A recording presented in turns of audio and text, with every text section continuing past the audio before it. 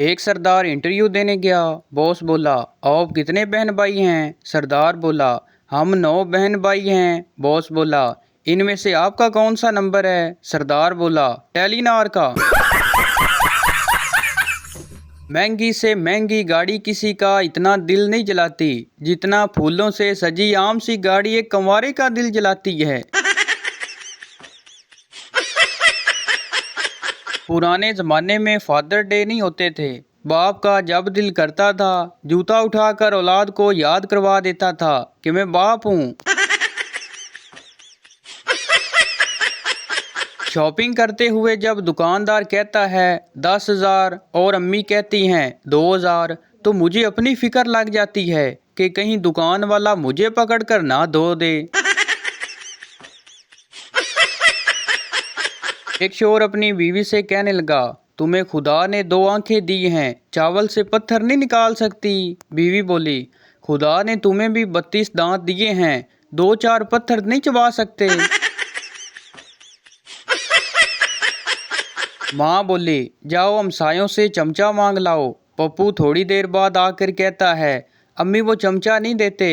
माँ बोली, हाय कितना खराब जमाना है, हमसायों का ख्याल ही नहीं, जाओ अलमारी से अपना चमचा निकाल लाओ।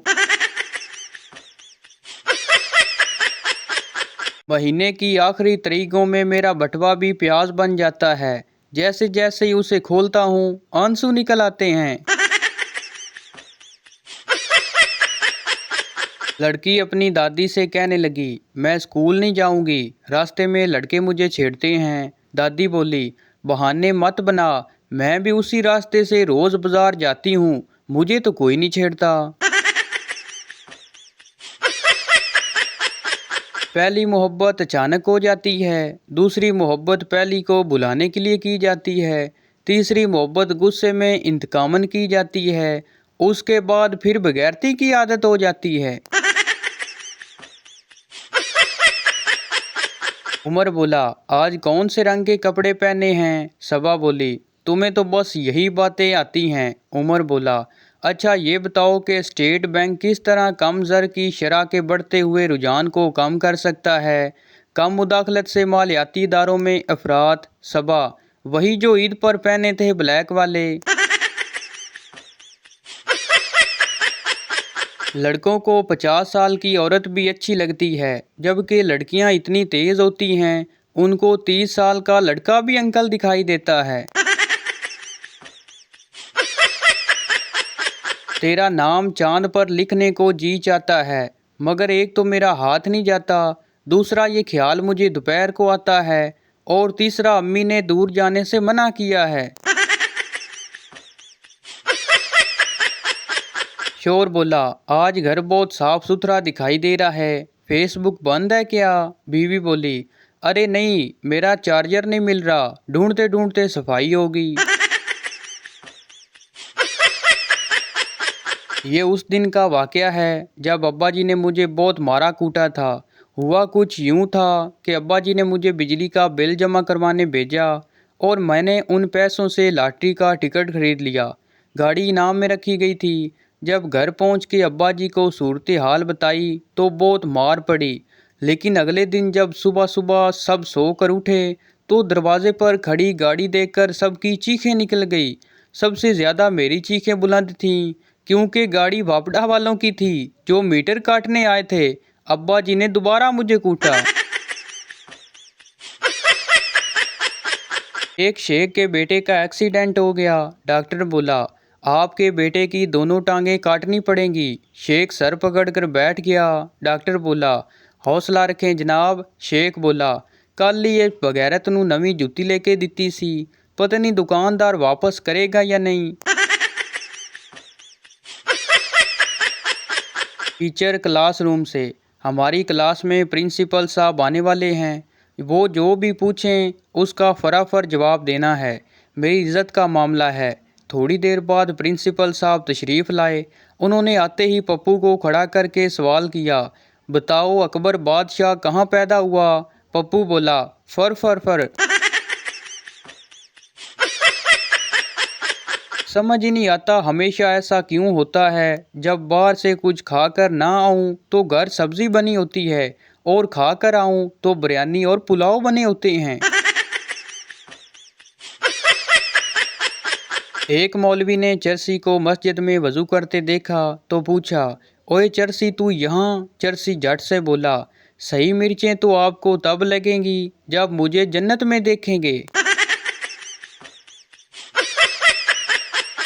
लड़कियों की शॉपिंग। दुकानदार कपड़े दिखा दिखा कर थक गया। लड़की बोली, भाई और दिखाएं। दुकानदार बोला, बाजी इसके अलावा कफन है। 2 दिन से घर में बोर हो रहा था, फिर मैंने लड़की की फेक आईडी बना ली। अब मेरे 30 बॉयफ्रेंड्स हैं।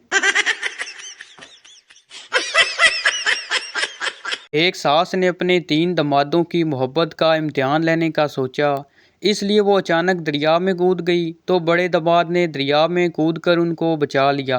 सास ने उसको बेहतरीन गाड़ी तोहफे में दे दी।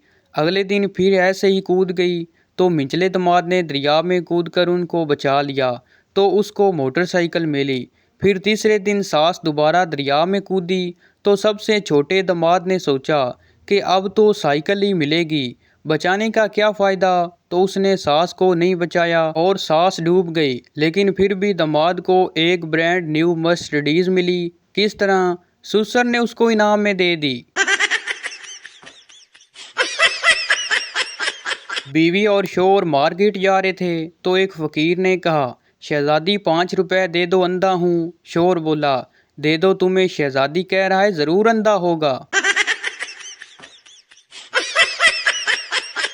एक लड़का और लड़की किसी हल पॉइंट घूमने गए। लड़का बोला, ये वो पहाड़ है जहाँ इंसान अपना नाम ले।